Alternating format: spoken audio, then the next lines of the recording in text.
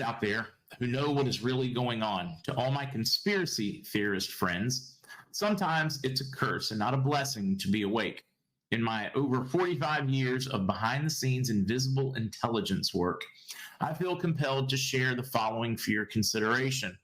Awakening is the most liberating, alienating, excruciating, empowering, lonely, confusing, freeing, frightening, expansive journey. And if you find yourself struggling trying to process all this insanity, believe me when I say you are not alone. No one talks about the darkness that accompanies awakening or the grief we go through, not only grieving the life and illusions that you once had, but the realization that almost everything you thought you knew is a lie. The beliefs you've held, people you've trusted, principles you were taught, all lies. Shattering illusions is never an enjoyable experience. There is a considerable amount of discomfort that comes with growth, and the grieving process doesn't stop there. With these newfound realizations, you will find yourself grieving all over again. Grieving the loss of many relationships with people who just don't get it.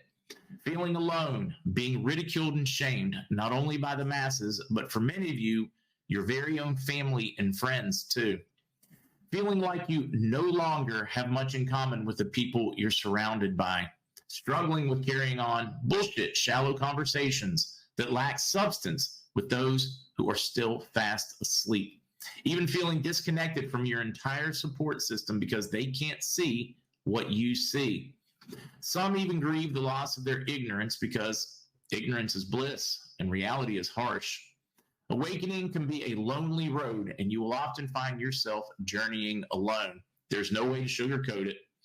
Awakening to the realities of this world is brutal. It will have you running through the entire gamut of human emotions. You have to master the art of diving down the darkest of rabbit holes only to come out and still function in daily life.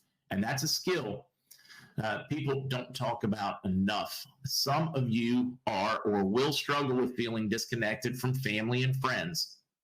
It's as though they exist in another world. Please know you are not alone.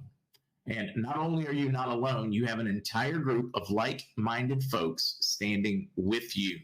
You may be separate, we may be separated by miles, but we are deeply connected in mind, purpose, and spirit. God loves you, and so do I. Signed, Dave.